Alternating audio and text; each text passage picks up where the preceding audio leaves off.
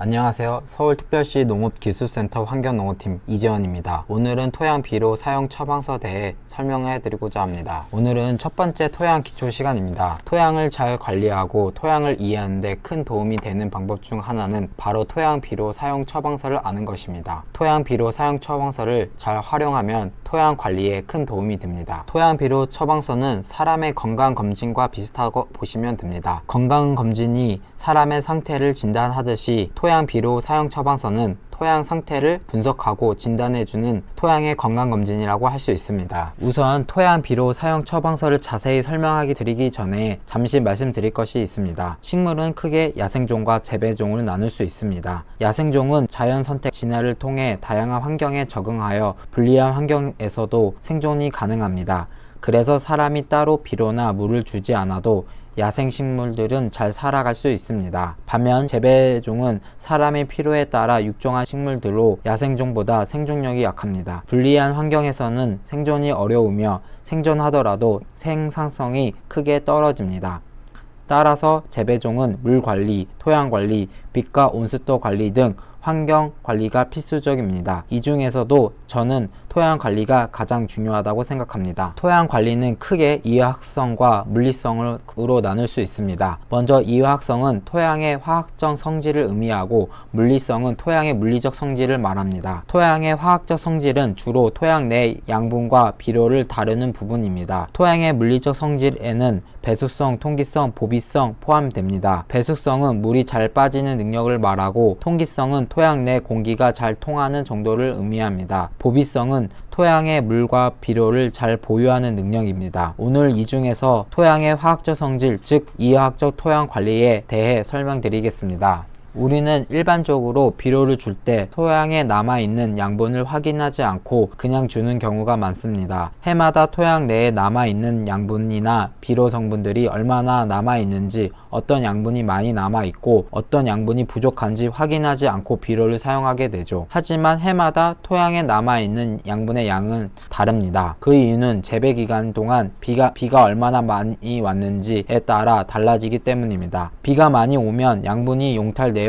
토양에 빠져나가고 반대로 비가 적으면 양분이 토양에 축적됩니다. 또한 어떤 양분은 많고 어떤 양분은 적을 경우 문제가 발생할 수도 있습니다. 토양 상태를 확인하지 않고 비료를 주게 되면 과다 양분 공급 또는 양분 부족이 발생돼 작물들이 제대로 자라지 않을 수 있습니다. 양분이 과다할 경우 염류지적이 발생하여 작물에 생리장애가 나타날 수 있습니다. 일부 영양소가 부족하면 양분 결핍 문제가 생기고 토양의 산도가 지 않으면 양분 흡수가 원활하지 않아 양분 결핍에 따른 생리장애가 발생하기도 합니다. 양분이 과다할 경우 염류집적이 발생됩니다. 이제 역류집적에 대해 설명해 드리겠습니다. 지속적으로 비료를 주게 되면 비료에 포함된 염류 성분이 물주기로 인해 용탈되지 못하고 토양에 쌓이게 됩니다. 이것이 바로 염류집적입니다. 토양 비료 성분에는 염화칼슘, 질산칼슘, 염화칼슘, 염화마그네슘 등에 포함되어 있습니다. 칼륨, 칼슘, 마그네슘은 금속 이온인데 이러한 성분들을 염류를 부릅니다.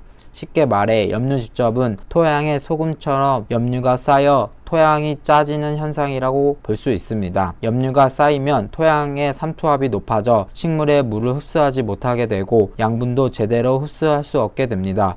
결국 이로 인해 식물들의 생육이 저하되고 생리장애가 발생됩니다. 염류집적은 특히 시설하우스에서 자주 발생됩니다. 비를 맞지 않고 주로 물주기만 하기 때문입니다. 비를 맞지 않으면 비료 성분들이 증발하면서 토양 표층에 쌓이게 됩니다. 이러한 과정에서 염류집적이 발생하며 이로 인해 토양 표층에 염류가 많이 축적됩니다. 시설하우스에서 토양 표층에 이끼류가 자주 발생하는데 이는 염류집적이 흔한 징후입니다. 염류가 쌓이면 이끼류가 자라기 쉬운 환경이 조성되므로 염류집적이 심할 때는 이러한 현상을 볼 수 있습니다. 양분 결핍은 특정 양분이 부족해서 발생하기도 하지만 토양의 산도, 적정 범위 벗어나 양분을 흡수하지 못해서 발생한 경우도 있습니다. 토양 산도는 비료 흡수 용해도에 영향을 미칩니다. 따라서 토양 양분이 충분히 존재하더라도 토양 산도가 적정 범위가 아니면 식물은 양분을 제대로 흡수할 수 없습니다. 이것이 바로 토양 산도 관리가 중요한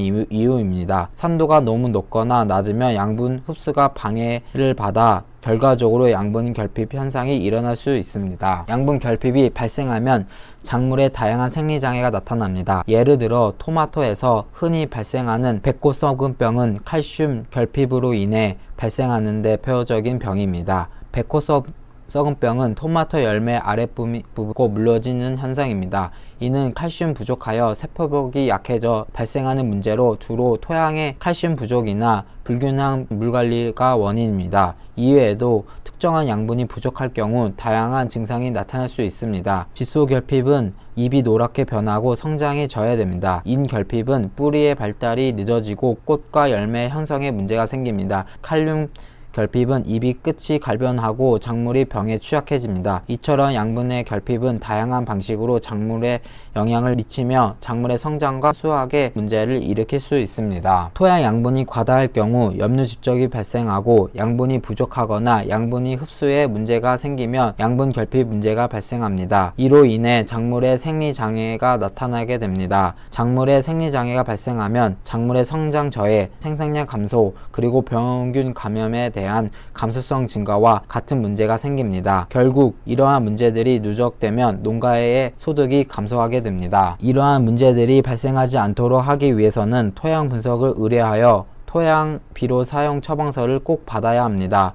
토양 비료 사용 처방서를 받으면 양분 과잉을 방지하고 양분 결핍을 예방할 수 있으며 토양의 산도를 적정 범위로 조정하여 양분 흡수 문제도 해결할 수 있습니다. 또한 토양 비료 사용 처방서를 통해 토양 맞는 적정 비료량을 공급할 수 있고 작물에 적합한 비료를 줄 수 있습니다. 올바른 비료 사용은 방지하는 것뿐만 아니라 비용 절감, 생산성 향상, 환경 보호까지 가능하게 합니다. 비료를 절약함으로써 비용 절감이 가능하고 적정량 비료를 공급하여 작물이 더 잘 성장해 생산성을 향상됩니다. 또한 비료가 용탈되거나 잔류하지 않아 주변 환경도 보호할 수 있습니다. 오늘은 토양 비료 처방서에서 잠깐 설명해 드렸는데 다음 시간에도 또 뵙겠습니다. 감사합니다.